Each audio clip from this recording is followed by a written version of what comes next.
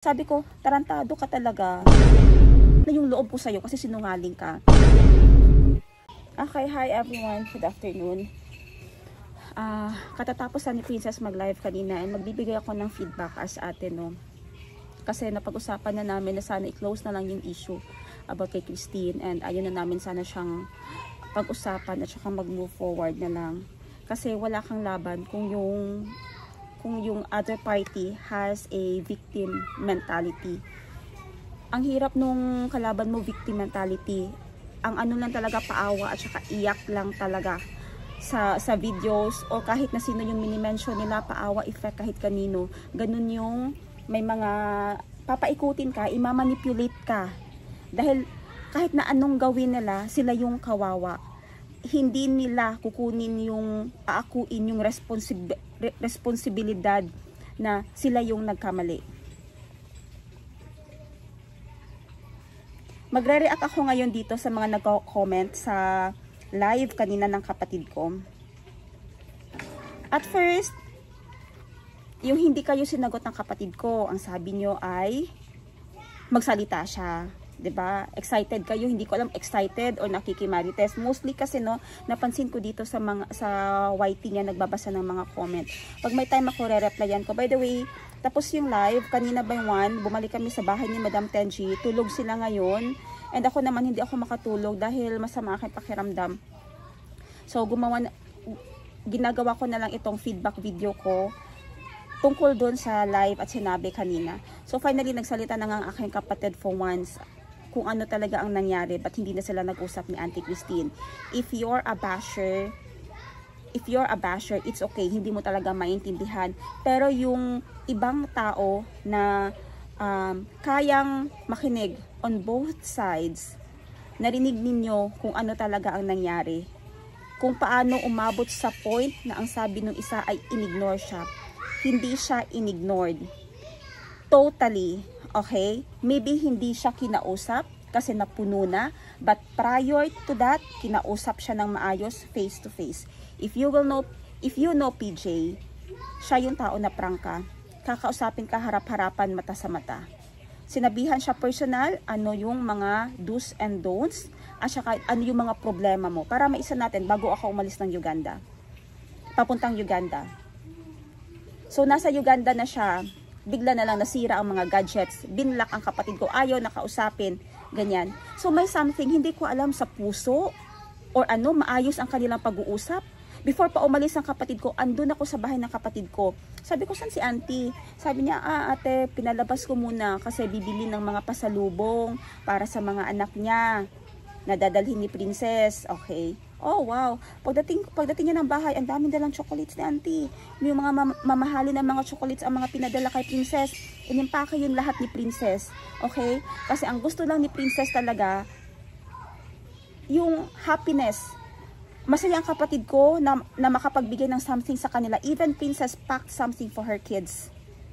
Galing talaga sa kanya. At yun pa, dadalhin din niya para sa mga anak ni auntie. Pagdating doon, nagpaset agad si Princess na schedule pa lang dito sa Jensen kay auntie na i-meet nila si Princess dun sa Uganda. Ba't hindi na-meet? Ba't hindi nagkita? I was with Christine. Nagtanong ako sa kanya. Magkasama kami ni Christine. Pumunta ako sa bahay nila. Nagtanong ako, auntie, ba't hindi pa nakikita ang mga bata at saka si Princess? Oh, kasi may ano sila, may field trip, bla bla bla bla bla bla. Kita mo yung ano talaga ba? Pero hindi siya tumitingin. Oh, they have a field trip. Oh, and it takes 7 days. Oh, paano yan, auntie? Si Princess kasi nagsiset ng time sa kanila. Yeah, I know. Yung mga ganun ba? I know.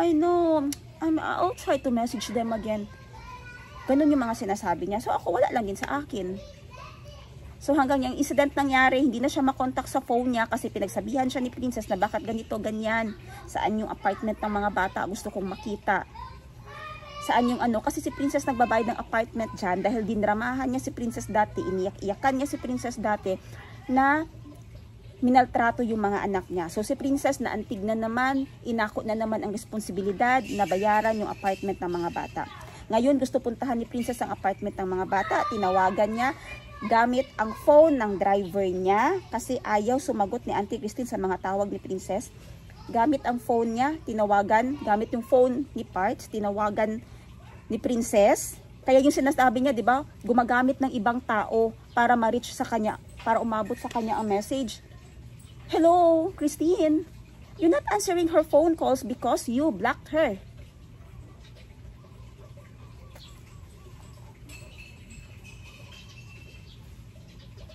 And then now, you're saying na gumagamit ng ibang tao para i-contact ka. Buang.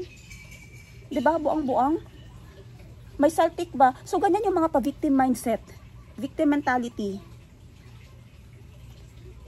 Gumagawa ng storya kasi sa mind nila, dapat mo din kasing intindihin. Kaya, iniintindi siya ni Princess kasi may mga traumas yan siya. May mga pinagdaanan. Kaya mataas ang pagtsatsaga ni Princess sa kanya. May childhood trauma. May trauma pa yan dati na depression dahil sa husband niya. Lahat yan. Yun nga, kasi pa-victim madala ka talaga sa kanya. So ngayon tinanong na, saan yung apartment ng mga bata? Kasi puntahan ko na lang. Ako na lang mag-abot sa kanila. Kasi ayaw niya mag-set ng time na sila mismo ang magkita. O sige, ako na lang ang mag-aabot sa kanila. Ay ayaw sabihin, nagalit yung isa, I'm done talking to her. Binagsak yung telepono. Hindi sa kanya yung telepono, ha? Binagsak niya. Yung driver, nagtaka ang driver. Bakit binagsak? Parang na-shock siya. Ha? Gagawin to ni Christine kay Princess? Parang hindi deserve ni Princess. Binagsakan ng phone. Binlock si Princess. Na gusto nilang makita ni Princess sa mga anak niya. Ibigay yung pasalubong. Ibigay yung laptop na inisponsor para sa mga anak niya. Ayaw din ibigay ni Princess kasi ang sabi niya, ipapamit niya yung kapatid niya kay Princess, yun ang kukuha ng laptop. No! Sabi ni Princess, no, gusto ko makita ang mga anak mo. Gusto ko silang kumustahin. Kasi lagi mo silang kinukwento na hindi sila okay, ganito, ganyan. Gusto ko silang kumustahin. Yun yung gusto ni Princess talaga. So yun na, nagtaka na bakit ganon. Tapos bago sa kanya sinabi, so nawala na yung trust ni Princess sa kanya. Tapos sinabi niya, may nilagay na, wala kasing CCTV dyan dati sa tawag niyan, sa kusina nila. Pinalagyan ni Princess ng CCTV dahil may kutob na siya. Alam niyo naman yung mother instinct, diba? Alam ko sa mga nanay dito, pag mabigat na yung loob nyo, kung may something na, mafe-feel nyo yun talaga, diba? So, sumobra na, nagpalagay siya ng CCTV. So, yun yung content niya ulit doon. I don't know. Sabi ng isa, I don't know. I don't know why they put CCTV here. I don't know. Huh? Hindi mo alam bakit? Ako nakikita ko paano mo ginadisiplina ang mga bata, pero kaunti lang nakikita ko. Pitik, ganyan. Pero may isa pa akong nakita kay Mayumi. Kung papahintulutan ako ng kapatid ko, pwede kong i-share. Na doon nasaktan kami.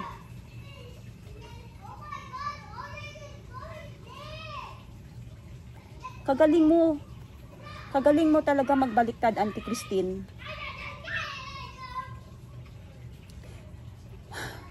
Ako kasi, nakailang helpers, house angels na ako.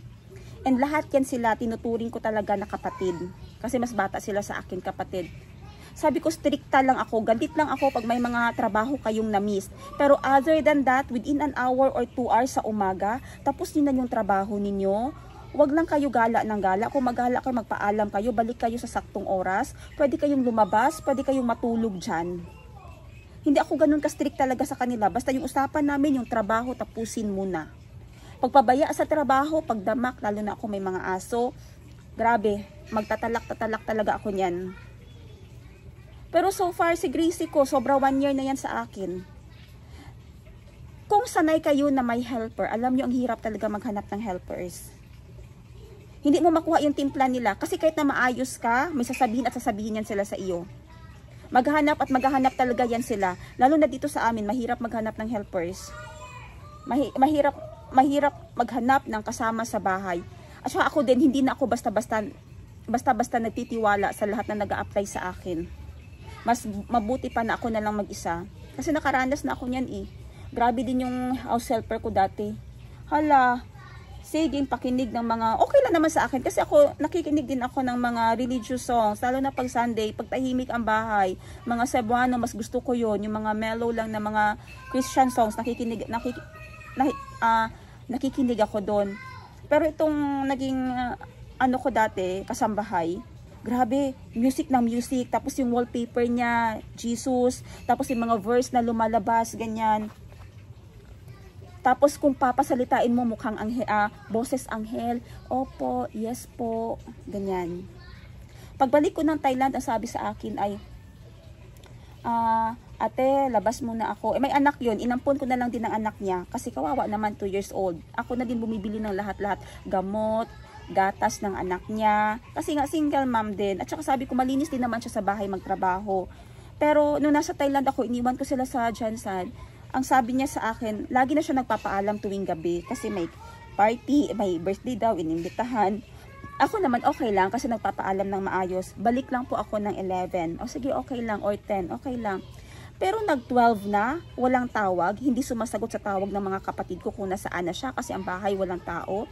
Tapos mamaya makukontak mo, umaga na nakauwi, alas 7, sasabihin ganito, bla bla bla. Sabi ko, tarantado ka. Pero ilang beses na yun ha. Sabi ko, tarantado ka talaga. Mabigat na yung loob ko sa'yo kasi sinungaling ka. So yung last niya na paalam sa akin, naging ano na naman, madaling araw na ay, umaga na naman siya nakauwi. Sinabi ko na kay Glory, sabi ko, gang back up please. Puntahan mo nga si ganito, kausapin mo. Kasi kung may time ka lang, kasi busy din yung kapatid ko. Kung may time ka lang, puntahan mo. Kasi gusto kong malaman kung andun siya sa bahay, kasi hindi ko nakikita sa CCTV ko. So andun pala siya. So pinuntahan ni Glory by 12 pagkalabas ng anak niya. Tama-tama, pagdating ni Glory, may dalang bag, may dalang maleta. Nashock siya. Sabi niya, ha? Andito ka lagi, Ate Glo. Sabi niya gano'n. Sabi niya, ha? Sabi din ni Glory, ha? Bakit hindi? Bahay ito ng ate ko. Ikaw, saan ka punta? Ba't may bag ka dala? Umatras. Pinapasok ni Glory sa loob. Si Glory, galit na galit talaga yan. Basta mga abusar ba? Binigyan ni Glory ng chance, inano ka ng ate ko para maintindihan ko. Anong kasalanan ng ate ko para ganituhin mo, layasan mo, na wala siya. Walang tao dito sa bahay, lalayasan mo. Utang pa yung cellphone mo, lalayasan mo. So yun, napaiyak-iyak na. Tapos yung kinuha ng kapatid ko yung cellphone, nakita doon na hindi pala birthday ang pinupuntahan. Sa lodge pala, nag-check-in. Kaya din minsan takot ako ba? Takot ako, hindi naman nila lahat ha. Pero may fear na, may doubts and fear na nag-build sa akin na ang mga taong mahilig makinig, everyday makinig, o parang parang dun ako takot. Kasi parang yun na ang mga experience ko, hindi naman lahat ha, hindi naman lahat, di ko nila lahat. Pero yun na yung nangyari sa akin. And then itong isa na naman, si Christine. Lagi ko naririnig sa cellphone niya, yes, puro gospel talaga. Pati ang bata nakakanta na ng gospel. Pero may mga actions talaga siya na kung ako lang talaga, inopen up ko na kay Princess to. Sabi ko, gang kasi yung tawagan namin, gang langga, diba? Gang, parang may nasense ako na something sa kanya ba, hindi ko talaga siya gusto. Tapos, ang best tagapagtanggol niya ay si Princess. Hayaan mo lang te, masakit ang paa. Hayaan mo lang te, hindi magandang pakiramdam. Hayaan na lang natin te, kasi minsan talaga, diba, tayo mga babae, may hormonal issues, may tayo, ganito, bla bla bla, kaya wala sa mood. Ganyan lagi ang mga sinasabi niya. So, at least ako, nasabi ko sa kapatid ko, ang kapatid ko, in denial. Kasi nga, na-manipulate niya din ang kapatid ko through her victim strategy. Victim mentality strategy. Ano pa yung mga nasa ang laman kanina ng vlog niya? Wala kang awa. You don't pity my sister Christine. Alam mo talaga may sakit ang kapatid ko. Kahit kami. Yung worst na ginawa mo, isa sa worst na ginawa mo, hinayaan mo ang kapatid ko na mamatay. At hindi ka tumayo. Andito ka lang oh. Andyan siya. Tumatawag. Had me some ointment. Hindi ka naman lumapit. Nagreklamo si Princess sa amin pagkatapos ma-rescue ni Glory. Hinatid sa hospital. Nung okay na siya, pumunta siya sa amin. Nagsabi, kumusta? Nagsettle na kayo ni Christine? Kung anong nangyari? Sabi niya, kaya pala te, kasi may problema siya, kawawa naman, bla bla bla. Doon pa lang kasi, gusto nang pauwiin ni Princess. Pero nagmakaawa na naman daw itong isa sa kanya, iyak na naman daw ng iyak, lumuluhod pa. Si Princess ayaw talaga ng lumuluhod. Alam nyo yan, may video si Princess na nagpasalamat si Auntie sa subscribers, lumuluhod. Ayaw ni Princess na lumuluhod si Auntie kasi si Auntie ay tinuturing namin na equal. Hindi nga kami makautos kay Auntie. Hindi namin na talaga mautusan. Minsan magpunta ako sa bahay nila, magsama ako ng house angel ko, sasabihin ko, pakitulungan siya doon sa kusina, may maghugas ng pinggan, may magsunod, para lang mabilis, para lang gumaan ang trabaho niya. Na hindi naman talaga ganun kabigat ang trabaho niya. Si mama na minsan na naghuhugas ng pinggan. At saka, please don't include other people here, not Parts. Parts has been very good to you. Even Giselle. If social media person na si Parts, nagsasalita na yan eh. Si Giselle, makita nyo, nagko-comment siya, pinagtatanggol si Madam. Kausap ko si Buji, yung kasama dati ni Auntie Christine. Sabi niya, nasasaktan siya. Hindi deserve ni Madam ko na ganunin siya. Kasi nakasama niya si Christine sa bahay. Nung andun si Buji, ang reason na umalis si Buji, dahil naging mayordoma na yung isa. Kaya nga naglagay ng isa kasi gusto ni Princess timbang. May katimbang ang isa. Ano ginawa ng isa? Umupo na lang. Akala nyo ba? Yes, 3 bata. Totoo, 3 batang inaalagaan niya. Maglilinis pa ng bahay. Pero akala nyo ba nagmumultitasking yan? Hindi ah. Yung 3 bata, hindi namin alam kung inaano niya yan. Namamanipulate niya ba yan or ano. Kasi isang ano niya lang, Chico. Kalbi. Yes, Auntie. Si Mayumi sabihin niya, Mayumi, sleep. Si Mayumi karga ang bibiro niya, di na kailangan ganunin. Punta na yan sa room niya. Parang nahihypnotize ba? Pag nagluto yan ng beans, kung dalawa ang burner mo, nagluluto yan ng beans, di man yan magsabay magluto ng rice at saka beans. Mabutan ka siyam-siyam. So, alauna pa lang ng hapon. Kung dinner ang plan mo, alauna pa lang ng hapon, palutuin mo na siya. Kasi hintayin niya muna maluto yung beans bago siya magluto ng iba na naman dito sa kabila na pwede sana pagsabayin.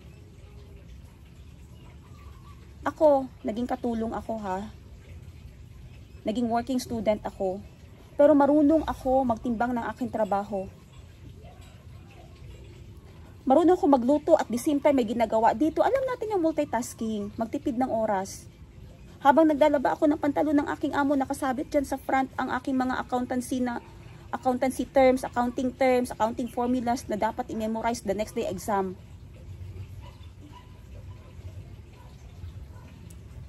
Isa pa ha, tuwing umuwi ako galing Thailand, si Princess, hindi nagmi-miss yan na message sa akin, Ate, please bring skincare for Auntie.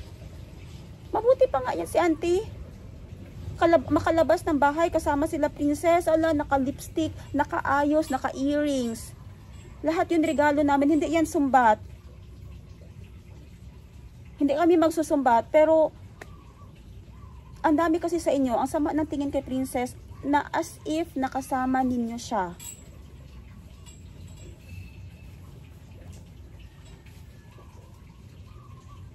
O kaya nga tinawag kayo na bashers kasi andyan kayo oh.